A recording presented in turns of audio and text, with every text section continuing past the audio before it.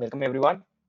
Here, this is the first video in the Realpreneur series, which is really special for me. The guest we have, Mr. Rajnikant Trivedi, he's the reason for me to really start reading and knowing about finance and investments. So, to introduce Mr. Rajnikant, he is the CEO of Vipakar J. Trivedi and Company, which is his family-owned CA firm, and it has a national presence. He has an extensive experience in the field of accountancy, audits, taxation, risk management, forensic accounting, fraud detection, and trust me, I can just go on and on. So he's involved with training IPS, IRS officers of Government of Gujarat and in monitoring and dealing with economic offenses. He's also the co-founder consultant to the very well-known Gift City project, which is in Gandhinagar. Apart from all of these associations, he's associated with my alma mater, which is STEP University, and he has guided PhD students for research thesis and conducted various workshops and winter schools where he taught subjects like financial instruments, accounting, and finance. So thank you, sir, for being with us. Thank you so much, and it's a great pleasure to have you. Yeah, Manan, how are you? Good to All see good. you. Same here, sir. Same Yeah. here. So, tell me, what is the reason of this talk series? Okay. Why have you organized? What's your idea behind it? Okay. So yeah, quite interesting question. And the thing is that I've always been very passionate about few things like real estate, finance, investments, and entrepreneurship. And the credit of my interest in the field of finance and investment goes to you. And down the line, somewhere I thought I would connect these two fields of finance and real estate. So yeah, here I am. During this lockdown times, I thought of starting this small initiative of writing articles and making short videos around these topics. Since my undergrad days, I thought that I might be pursuing post graduation, and at the first place, should I do it? So consider this my post graduation because knowing the topics of my choice, specifically connecting with like-minded people like you, and who are also industry experts. This all and also sharing content with young people, young minds like myself. It was it's a package of things which I really like. So yeah, here I am starting this initiative of different interview series and writing my own blog. So that's pretty much it.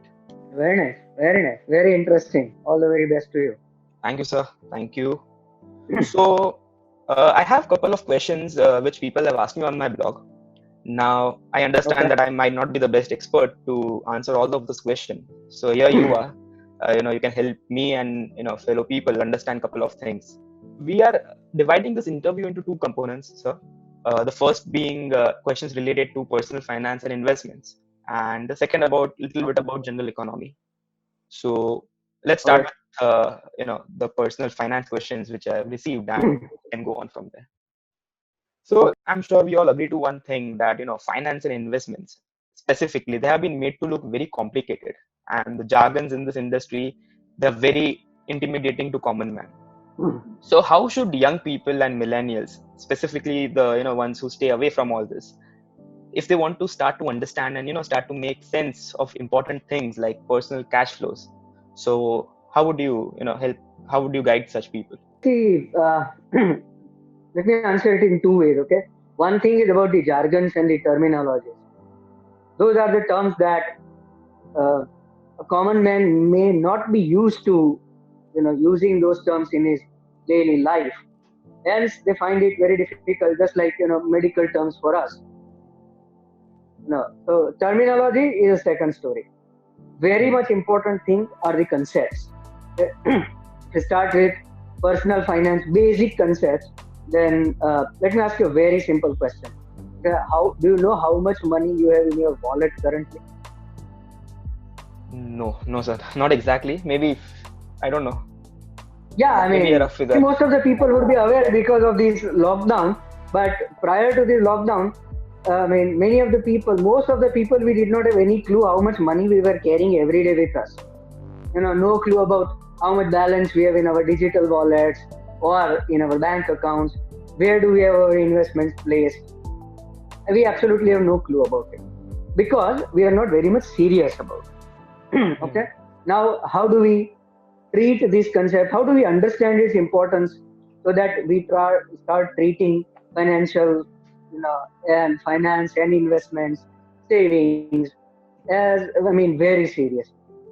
Okay, let me start with, a very basic concept that income is different from wealth. Income might be limited, or huge income. I've seen examples where people with limited income have succeeded in creating substantial wealth. However, people with huge earnings have failed to do so. Now, what is the basic difference? It is financial discipline. Drawing a line between what is necessary and what is luxury. Now, my perception of necessity vis-a-vis luxury will be definitely different from your perception of necessity and luxury. What might be luxury for me might be a necessity for you. So we have different perceptions. But it is very important to, mentally or, in a notebook, make a note of those things, or what are our necessities, what are our luxuries to start with. Okay. Once we do that, we will start, also start writing our what you say, financial transactions on a regular basis. How much money did you earn today? How much did you spend today? Etc. etc. So what happens that once you have a note of your financial transactions, you will love to go back to that note and review it, saying that, oh my God, how much did I spend on XYZ during the last month or the last week? As frequently as you review it. And that will lead you to making wise financial decisions that, okay, here are the things where I can cut down my expenses. Here are those things where I do not have a choice. I do not have any alternatives. So that is the basic concept of necessity, luxury, which is related to the concept of savings. So once you start reducing your expenses, you will result into higher savings. Now, what to do, with those savings? That is an important question. Okay, so the first step is to basically track it. Then you can really understand where to go. That's the starting point. Tracking Absolutely. it. Yes. Yeah. Sometimes you have no clue at the end of the year. If you start making a note or a mental note, then it's, oh my God, did I spend rupees X watching movies? True. Yeah. So I feel that the importance of these basics, which I should have learned in the school. I learned it during my 20s. During your own seminar in the university. How well do you think people are aware about this planning, and more importantly, planning in the right way for future expenses and keeping in mind the retirement? It sounds really, planning for retirement sounds like a taboo for a person who's aged like me, like mid-20s. So, what are your views on that? Okay, see, about education, including this subject in your school curriculum, I really don't agree to it because there's a different age where you tend to learn different things. In a school, you learn mathematics or basic concepts of science. You were very young, or all of us were very young, to understand the importance and the concept of finance at the school age. What we learned is, how much finance did we learn during our childhood was only limited to the piggy bank that we had. Right. People contributing to our piggy bank, and that was our only concept of saving. The most we knew is that our parents would, take the money from that piggy bank and invest it somewhere. That's it. Usually a bank account. That was our limited concept, and therefore the education. For a person, your next question is about retirement. See, retirement is something very important. If you look at the statistics of Japan, the average age of retirement, is 45 years. Okay. And the average lifespan of a Japanese individual is about 90 years. So they earn only the first half of their life. The second half, they don't earn at all. How do they survive? On the planning. Number one, on the planning and discipline. Very important. Japanese are known for their discipline.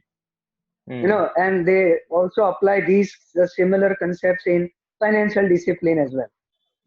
So obviously the government will support up to an extent, but people who do not receive government benefits, they also survive. How do they do that? What is the magic behind it? And the only key is discipline. Wonderful discipline. Okay. Retirement, think about retirement in a different manner saying that the day you start earning, you should plan your return. Okay. So from your first salary, you should start keeping aside certain funds for your retirement. Because Okay. why retirement planning is very important in our country is that we still do not, we are not covered with the concepts of social security. Hmm. Our mediclaim is not free, okay, unless for a certain class of population uh, Hmm. which has the benefits of the government. Right. But for major people who belong to the middle class or the upper middle class, uh, it is very important for them to plan their retirement right the day they start their earnings. Okay. Because, yeah, eventually with the inflation, your savings, if not invested well, you'll never be able to beat the inflation. Hmm. So at the time you actually retire, no matter how much funds you had created or kept aside, if not invested wisely, I mean, they are as good as your monthly bill of newspapers or milk or grocery. That's all you can afford. Right. Therefore, it is very important to plan your retirement very wisely. So when do you think, like, let's say, I have if as a entry job level, I have a small income and I want to really plan my retirement. Then where do you think a layman, a common man should put aside the money? Is it the savings account, maybe a long-term bond, or what are your views on it? Okay, see, normally there are two commonly perceived theories of investment. Hmm. One is strategic investment, the other is tactical investment. Okay, tactical investment aims to invest into various resources based upon the returns only. Hmm. Tactical investment tends to ignore the concept of time. How long or how short or how long duration or what short duration you are planning to invest in a particular financial instrument. That is tactical investment. Okay. Okay, you just look at the price data and then jump into it. What I would really advise is you should follow the strategic investment mode. A strategic investor will definitely focus on asset allocation Okay. rather than going after returns. Hmm. So at a young age, if you are a strategic investor, saying that you need to plan basic things such as your risks. So what are your financial risks? One is you need to have a mediclaim insurance. That's Hmm. how you cover your risk number one. Second is your term insurance. Okay. So these are the two investment modes which every earning individual must have. And thereby you start becoming a strategic investor. That's the first step of a strategy that yes, you have covered your risk. Okay, Hmm. what is second? What are the next steps? Next is followed by asset allocation. What do you mean by asset allocation? Do not put all eggs in one basket. Hmm. Try to allocate your assets, in obviously bank FDs. Okay. Then why FDs? Because they are secured. Higher Hmm. the risk, higher the return. Right? Right. Lower the risk, lower the return. Okay. Yeah. So bank FDs, government securities, government instruments, you should never completely ignore if you are a strategic investor. They Okay. have to form a part of your portfolio. Hmm. And then you move out to riskier investments such as equity, a lesser risky investment, mutual funds. Okay. You can participate into the equity markets, but since you do not possess the required skill or technology or access to resources of information, I mean, the best way is a mutual fund wherein you can invest. So, insurance, FDs, and mutual funds, followed by the craze of commodities that we have. Since childhood, we have been taught that gold is the most important thing in the world. Hmm. Especially Right? coming from an Yeah, Indian so family. absolutely, absolutely. Yeah, we have that craze for yellow metal for various reasons. That is what we have been taught since we were childhood, and that is what our fathers and forefathers learned Hmm. from their ancestors. So try to invest not into physical gold, but into say digital gold, gold Hmm. bonds, exchange traded funds. So Okay. that is, I mean, see, because now what we are seeing in the current scenario, is that if you had heavily invested, if you were a tactical investor, and if you had heavily invested only in the stock markets, then what would have happened? Today your investments would have crashed. Hmm. But if there was a portfolio, your FDs are giving you consistently 6-7%. Your gold prices are increasing. You are pretty much covered with your insurance. And yes, now it's a calculated risk for the equity markets. You've taken that. Wait for the markets to recover. Okay. Okay. So basically, So what I have a understand basket. is, That's what I'm trying to say. Yeah. okay, right. Sorry? So this is Yeah. basically, me saving certain amount, a small portion every month. But let's say now, if I am a mid 20% again, and I have saved, let's say, about 2 or 3 months of salary, and to give you a example, let's say 1.5 or 2 lakh rupees is what I have in my savings account. So if I wish to deploy this capital to buy some, to invest into certain assets, or at any of those investment avenues, and FDs and the long term bonds, government bonds, they don't really appeal to millennials like me, very honestly. So as you said that this thing, gold and savings account, FDs, all these things are there, but what else can I really do with this money? And added to it, I want to also ask you, I also want to keep into consideration the volatility which is going out in the market right now. We see a huge shift in the index and everything. So yeah, what are views there? Okay, see, again, I would really emphasize and focus on asset allocation. Hmm. No matter you think, what was your reason of not investing into FDs or government security? So it's just that I don't have You're a reason looking for at that. It just does, one aspect, which is lower returns, right? right? Hmm. Prior to that, if we go one step back, how did you manage to save 3 months' salary? If you had a strategy in place, every month you would be making systematic savings and systematic investment. So Okay. accumulating fund for 3 years without 3 months without a purpose is again very lack of financial planning. Point number one. Number Okay. two, yes, asset allocation. Number three, diversification. You know, even with a small amount, I say even if forget about 1.5 lakhs or 2 lakhs rupees, even if you have 10,000 rupees, I will really advise you to diversify that investment Okay. because that creates a habit. Today your savings are 1.5 lakhs. Tomorrow, with the same discipline, they'll be 1.5 crores. Okay. At that time, in absolute terms, you will understand the importance of asset allocation and diversification. Hmm. Hence, it is very, very important to remain diversified. Okay. Talking about uh, what we say volatility. Okay, how shall I explain you volatility? Okay, very simple. Uh, if you had any clue about the markets on 13th March, which was Friday the 13th, Hmm. coincidentally, Hmm. there was a huge volatility. The markets at one point of time they were minus what 11%, Okay. and they closed at plus 4.5% on the same date. Every hour there was a graph which was going like this, like this, Okay.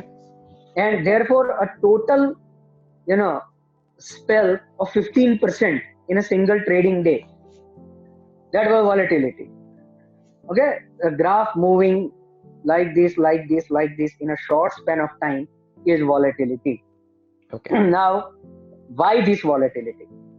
Okay, major trades by the financial institutions and not even the Indian markets. If we say about the US markets, in US markets, about 90% of the trades are carried out through algorithmic trading, which is popularly known as algo trading. Right. Now, what is Right. algo trading? It is, an effort is made to study human behavior in certain situations, and a program is developed, an algorithm is developed and fed into a computer. So when certain things happen, certain parameters change, automatically the computer places trades of equity markets.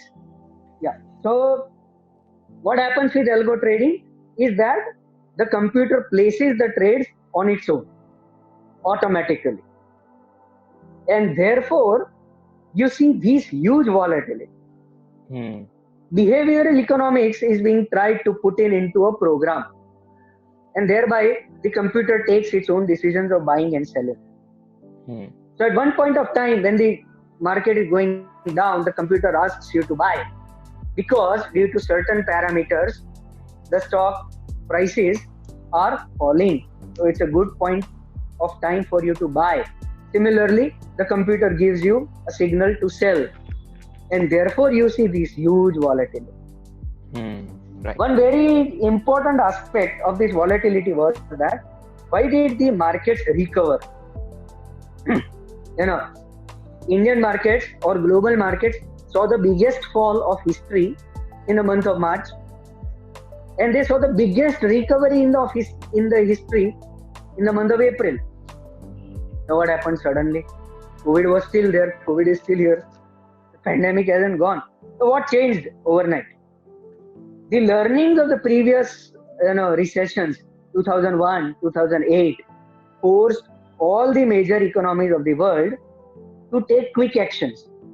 2001, 2008, we did wait for the recession to settle in, and then matlab all the governments and economies of the country, they started taking steps to revive it. Their learnings in terms of this current pandemic are beautiful. All the economies of the world, they started doing their best to make sure that the economy is not taking a worse hit, and they started making huge announcements, taking great efforts, and therefore this sudden recovery in the month of April. Right? So that recovery was V-shaped. Okay. One, what do I say? Very important aspect is also that if you look at the data of February, March, April, right? The markets recovered from or fell from February to March, and then recovered from March to April. So what actually happened that they received a lot of data. Now, when the data is revised on a daily basis in this world of technology, everyone has huge access to great information around the globe. So at every piece of information coming into the stock markets or coming into the public domain, the market starts responding to it. That is why again is one more reason of a huge volatility. Positive news, the graph goes up. Negative news, the graph goes up. So that is one of the major reasons for volatility, that factoring of data on a regular basis, increasing the frequency of factoring that data into the financial markets and into those algorithms, they are resulting into huge volatility.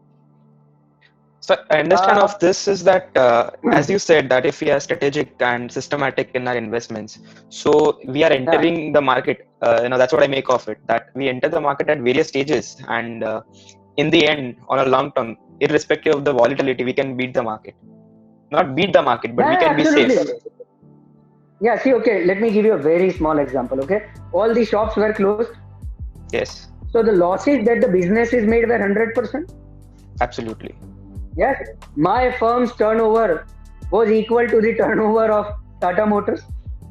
Okay, yeah. For example, I am giving you a hypothetical example. So everyone's turnover was zero in the month of April. Yes. Literally zero, subject to certain industries who were allowed. So those markets were on a loss of 100%. Equity markets are currently on a loss of what? 20%. Mutual funds again. Large cap mutual funds who had invested into SIPs long back, they are at a loss of 12 to 15%. Some of them are also at no profit, no loss. So what would you like to discontinue first? A 100% loss making entity or a 12% loss making entity? So that should answer your question that yes, we should continue the SIPs, if not increase. If there's a liquidity issue, then there's no scope of increasing the SIPs. But yes, SIPs not only in mutual funds, some of these people, they also have a strategy to buy equity every month. And they call it as a systematic investment. Okay. Very important aspect is, what if you sell today? You'll end up into a notional loss. Absolutely. Actual loss. Yeah, not a notional loss. if you're holding it today, there's a notional loss. If you sell today, that notional loss is converted into a realized loss. Now, once you have made a realized loss of 20%, normally, will human behavior allow you to invest or to enter the market again when the markets rise by 50% more? No, not No. really. So you lost the opportunity. Person who stayed invested when the graph was here, they gained through their SIPs. Because by SIPs, you have to keep on continuously investing. Whether the graph goes up or down, you have to buy. Right? One more reason of this volatility was that FIIs went away. Okay, so why did the FIIs go away? Because they had fire in their homes. So they withdrew money from the Indian markets. Why they were here in the first place? Because they saw great potential. Now the same great potential really stays there. There's no worry, FIIs will come back. Markets have to rebound. Don't worry. Yeah. So this brings me to a question. We talked about, you said it was a V-shaped recovery of the market. So if we have to now come to the economic scenario of India, this was the stock market we discussed. So what do you think there? What type of a recovery can we really expect? Because economy is a basket of all those Tata Motors and people like yourself, a person like me, all of these people factored into the entire economy, and then that's what the recovery of the economy would be. So what are your views on that general recovery? Okay, see, when you use the term economy, it constitutes of multiple factors. Okay, starting from GDP to interest rates to currency to oil prices or the import bill of the country to stock prices as well as inflation. Let us try to quickly look at all these factors very, sure, in a nutshell. India's GDP constitutes of 15% agriculture sector. About 23% is industry sector. The remaining 60-62% is the services sector. So which sector is going to take a major hit in the economy? The industrial sector.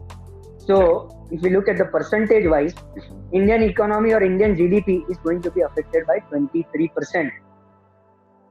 These are the people or sectors who are going to take the major fall. Service sector will also include certain sectors of travel, tourism, etc. They are also going to take a hit. But yes, the major fall is going to be taken by industry. Now, GDP growth is now predicted to be 0%. So GDP last year will remain the same this year. Probably might go negative. Okay. Interest rates in US they have gone from 2.5% to almost 0%, near to 0. In India, the same interest rates are now at 4% repo, 3.5% reverse repo. Okay. So interest rates, we still have further scope. Unless, from 4% to 0%, there is a lot of scope. Currency from 72 to 75.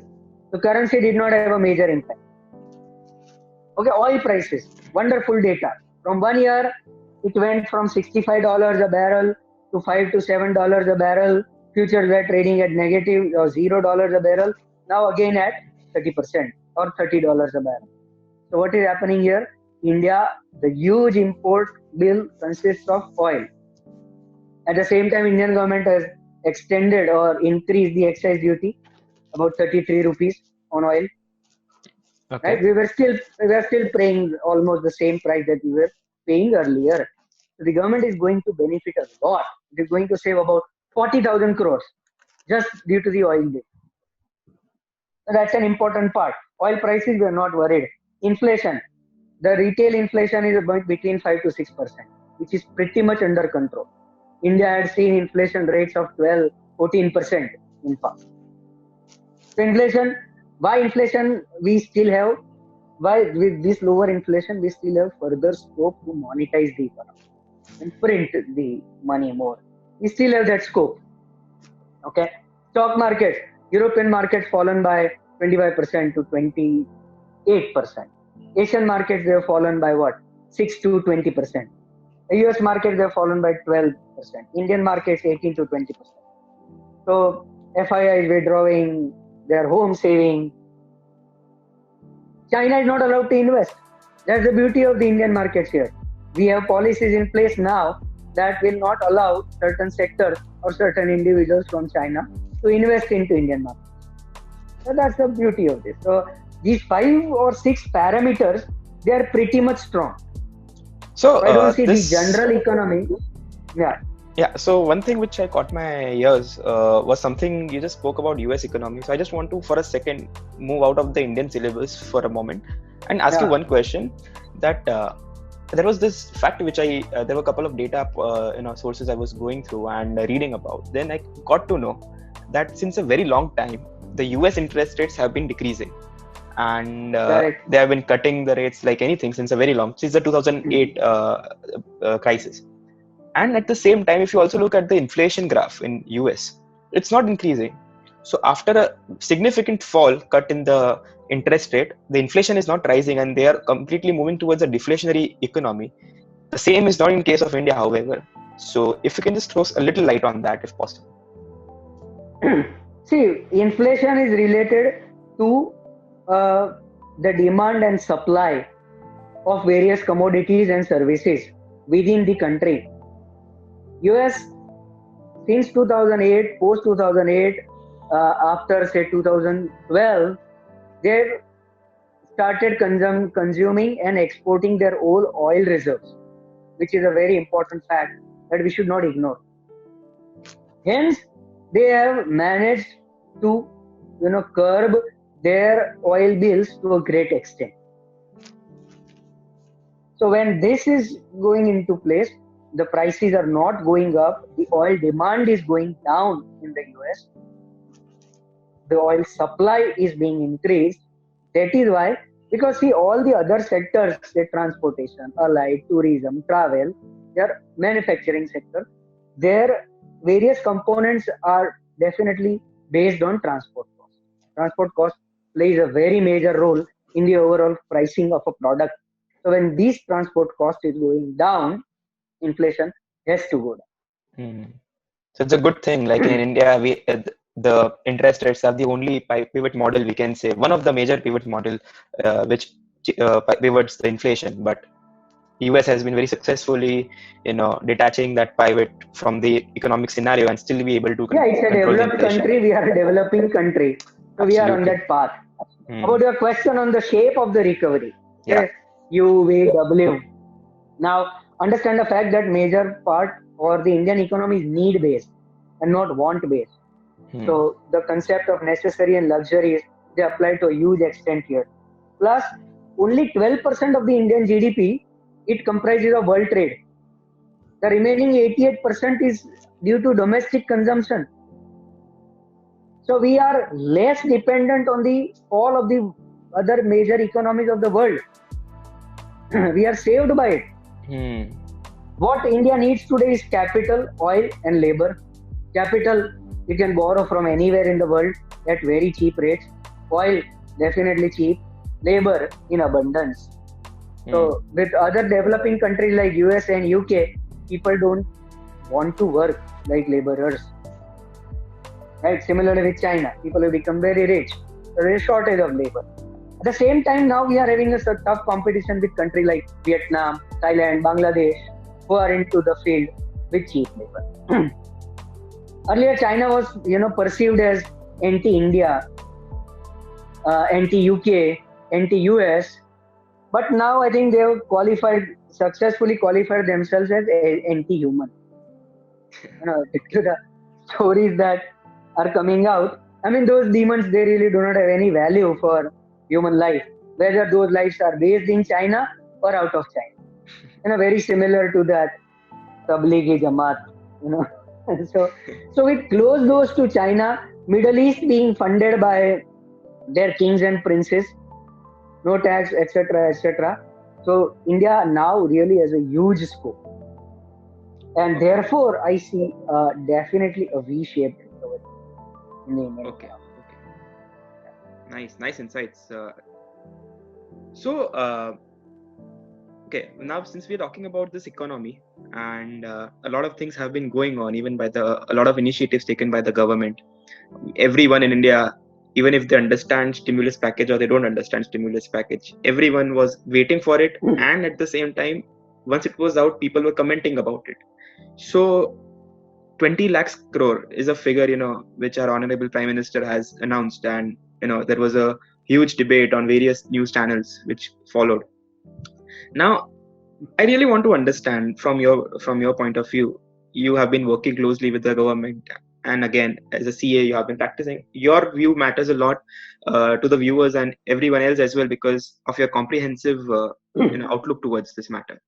So please, if you can throw some light there. Okay, about the stimulus, let us understand one concept first, okay, which is very important to understand the basics.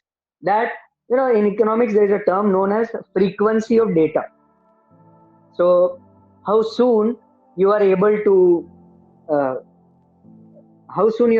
receive data, whether you have a system of collection of data, how soon you are able to receive that data, how soon you are able to process that data, analyze it, and take decisions based on that. US, the data frequency is very high in US as compared to India. Okay, the data has come out that US has lost about 32 million jobs. The number of jobs that it has created in last 10 years, it lost in last 2 months.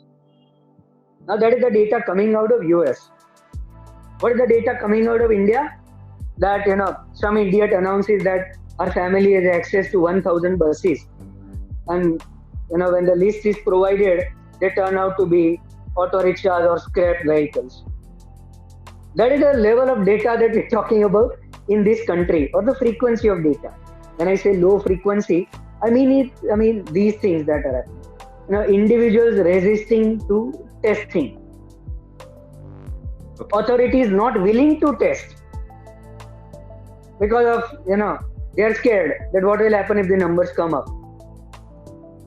So this is the data situation in India. I think there's a very good opportunity as a country to set up the data collection, analysis, and decision making system based on that data in all sectors. Arogya Setu app, what is it? It's just a data collection thing. It's being carried out beautifully there. So that's what we are doing. Now coming back to the stimulus, US announced what, $2.3 trillion stimulus. That was 10% of its GDP, and it results into 80% of India's GDP. Okay. So now what happens? UK furlough. If you understand the concept of furlough, then the employees are still receiving 60 to 80% of their salaries while they are furloughed. They are funded by the government. So looking at the global scenario of stimulus packages, number one, our expectations, they definitely increase. That yes, we should have something of such stature for the economy of our country. Now, the average the 20 lakh crore figure that was announced is 10% of our GDP. Developing countries have announced stimulus packages of 2 to 5% of their global economy. US or other developed countries have announced stimulus packages ranging between 5 to 12%. So yes, 20 lakh crore was a figure which had to be announced so that we are up to the people's expectations. Number one. Now, what actually consists of this package? Okay, the important thing is GST deferment. So GST deferment or indirect taxes as well as direct taxes, all their payments were deferred with for people, small and medium scale enterprises at zero interest. So in March, April, May, all these payments, they are now deferred to 30th June. Similarly, direct, indirect taxes, all due dates have been extended. So that is one more sign of pumping liquidity into the markets. Right? Direct benefit transfers. One of the most beautiful steps that this government has taken. Directly putting money into Jan Dhan accounts. Corporate tax was already cut in the budget, which was presented in February 2020. So there was no further scope of decreasing the corporate tax, which was already applicable from 1st April. So the government had already done its homework there. Now there is no further scope of reducing the corporate tax. Similarly, individual tax rates were also revised up to a great extent, already announced in the budget. So there was a limited scope. So if you're looking at tax rates, cuts, etc., I don't see it coming for a very long period of time. Okay. Now, when we need a speedy recovery. What is stimulus? Stimulus is some announcements or support made by the government for speedy recovery of the economy. Now, how does it actually take place? The only way out is to increase the government spending. Who is one person who can increase its spending without worrying of its earning? The government. Right? We cannot start increasing our spendings today. Right. Let me help the economy. We cannot do that. We have our limitation. The government is the only person who has that scope to do that, and hence it has to be the biggest spender, just like US did after World War II. Right? So now, what will happen when the government starts spending? It might result into a fiscal deficit because the government has restricted sources of income. All taxes, almost zero. Tax collection zero, GST collections for the month of April zero, and you're talking about increasing the spending that will result into a fiscal deficit. Now, what is India's current fiscal deficit? Is about 3 to 4%. Okay. What is US and UK's fiscal deficit? 20%. So we still have further scope in that. The Prime Minister had rightly said that we will make announcements as and when required. Obviously, these announcements are skeptical up to a certain nature, like giving out tax refunds of your own money is not stimulus. You were already supposed to do that. Income tax refund, speedy, they are reforms. They are not stimulus. They are reforms. Okay. Now, how will the government get money for that stimulus? Either borrow from Indian markets. If government start borrowing from Indian markets, what will happen to the private players who want to borrow money?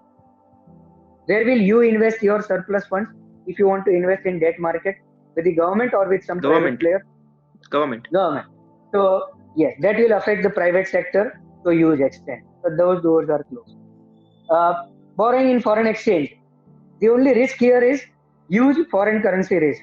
The interest rates are very cheap, but it carries a huge foreign currency risk. So that is that limitation. Although it's a very good scope. The second limitation of buying in foreign market is the skewed and biased ratings of those global rating agencies. Right? All the Moody's of the world, Baa2. That's the current rating of India. Okay, we know how it works. So that is one factor which is going to affect India's image when it goes out to borrow.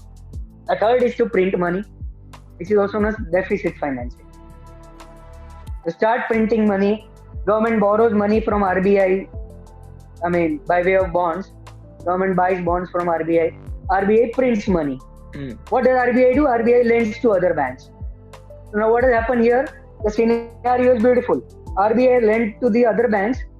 The banks are now risk aversive. They do not want to lend it to private players. So they are parking those funds back to the RBI at reverse repo rate. So that actual stimulus which was announced by and all those steps that are taken do not get translated into the economy. That's a very important aspect. Government has made big announcements for every sector. Credit lines to MSMEs for $2 trillion. Now, where is that $2 trillion? The other day I was in a queue of social distancing, gone to SBI for some work, and there were people coming in with some inquiry that where do I find that form to avail a loan of 1 lakh? And SBI has no clue about it. Right? So making announcements is a different story. Making sure that those announcements are put into practice, announcing or publicly announcing the steps of how to avail those benefits, pressurizing the banks to lend out those funds is very important step for the government. And I think there's a huge scope in this current stimulus package. So in short, if I want to summarize, say 2 weaknesses or 2 strengths or 2 opportunities of this stimulus package, I would like to do is that One is the direct benefit transfers. The biggest advantage and the most beautiful thing that this government has done is transferring the money directly into the account holders, Jan Dhan account holders of the people who are in need. Very simple. Beautiful step. So people like Didi and Thakres of Maharashtra, they are really crying about it because they do not have any funds into their own hands, which was already intended to be misused. So that doors are closed. The government has taken a wonderful step in doing this. The second good part is announcing those reforms by way of land acquisition and asking all the state governments to open up all the doors so that anybody is like laying out a red carpet for foreign investors. So that two positive things of the stimulus package. Weaknesses, negatives, or I would say is an opportunity is that what I discussed earlier, please inform a common man that how he should avail this loan. Okay. How he is entitled to this benefit, what he has to do. Since this, even before the lockdown, on every telephone, the government has set an automatic caller tune of wash your hands. Maintain social distancing. I mean, the government has various platforms. Arogya Setu app. Why can't you create, this is a very good opportunity to create a very beautiful COVID-19 pandemic support platform and make sure that all the announcements that you made or the finance minister made, they actually get translated and the people, they receive the benefits of it. Right. Number one. Number two, we really have, Aadhaar network, which is very strong. So the people who have already received these funds in their Jan Dhan account, they are linked with Aadhaar. People who have not received it because their identities were not proven, they are already getting free food from the government. What more do you want? Mm-hmm. They are allowing you to stay here. We are giving you free food. So just stay where you are. Unless you prove that, yes, you are eligible for it as an Indian citizen. So, sir, this discussion was very, very, very much insightful. So to basically just have a tangible outcome out of it, it brings me to my last question and then a follow-up question to it. The last question being that we talked about the economy. We talked about the various places where India can improve and there is a scope of improvement. So looking at the current scenario of COVID-19, if I am an investor, whatever the sum of money I might be having, what are the sectors which you think I should look out for? And then, of course, post that finding that sector, I'll be finding my own scripts and assets belonging to that sector. And number two, follow-up question I'm just asking right away is that what are your learnings in personal finance, which you really learned during these times? These two questions. Okay, sectors. India is a need-based economy, so FMCG, those sectors, FMCG sector is going to work beautifully well. Infrastructure sector is going to work well because they have laid red carpets to various foreign institutional investors or foreign investors. We've asked them to come to our country. When we ask them, we will need all the infrastructure that they expect. So that is one sector which is going to perform, which I think is going to perform beautifully well. Healthcare, huge scope in it. Everybody had admitted, when COVID-19 started, we were talking about a graph that these are the number of cases, these are the hospital beds that we have. And once we cross that graph, then God is going to save us, etc. So we started creating makeshift hospitals in railway coaches, etc., etc., etc.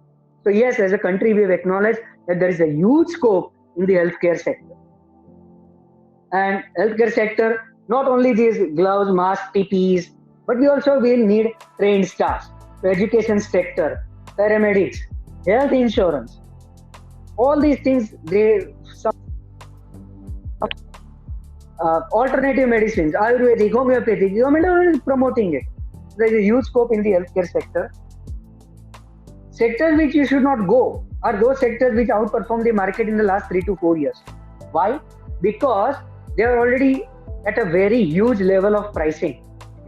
So they will have to, in order to be competitive, in order to sustain, they will have to, their prices will go down. As a result, they will not perform the way they had performed in the last.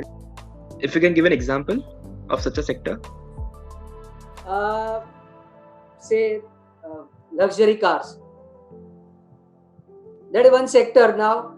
I mean, it's a very long shot that people or that sector is going to come up. Luxury watches. So all those sectors which were heavily priced, those expensive sectors, Okay. 5-star hotels, corporates visiting 5-star hotels for a business meeting or a business trip. Those are the things, sectors that are going to get affected. Right. Okay, Right. so this is about sector. Last question was on learnings. Okay, so one are my financial learnings. That is what only one point on it. But prior to that, one very important learning that I deduce from all the news, etc., that earlier we had considered these, United Nations, WHO to be our elder brothers. We had formed these organizations to help us in times like this. But now it is proven that WHO is again, it's a useless organization. It's as useless as the, name of the person who heads it. Now look at his name, is what? Tedros Adhanom Ghebreyesus. I mean, the name sounds garbage. The name itself is garbage. What do you expect from the person like that? The nation wants to know, how did you arrive at such a name? First, you said that the disease is non-transmitted. I mean, it does not get transmitted through air. Then you said that hydrochloroquine is a very important medicine. So India started huge manufacturing, huge exports of those medicines. Today, you come up with an announcement that hydrochloroquine is, it's a very risky medicine and you should stop using it. Because one study of some university says that it results into a higher death.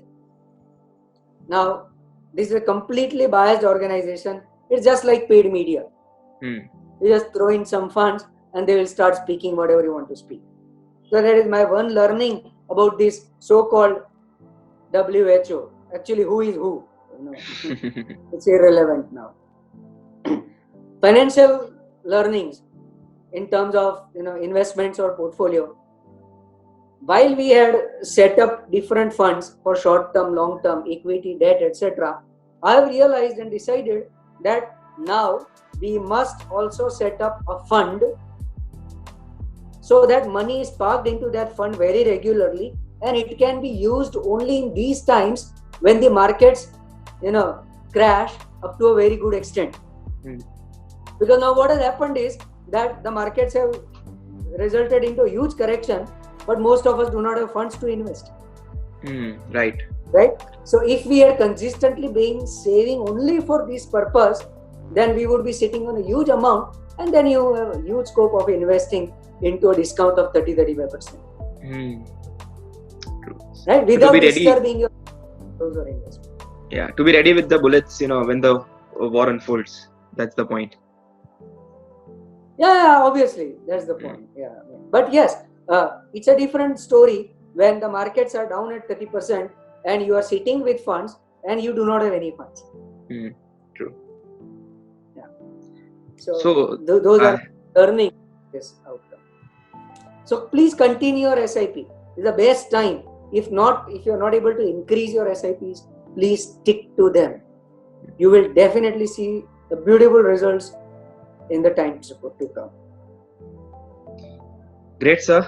Those were some words of wisdom, and thank you so much for taking out of time and being here answering these questions for us. But nevertheless, we'll have you again soon and with a fresh list of questions, and hope to connect with you again.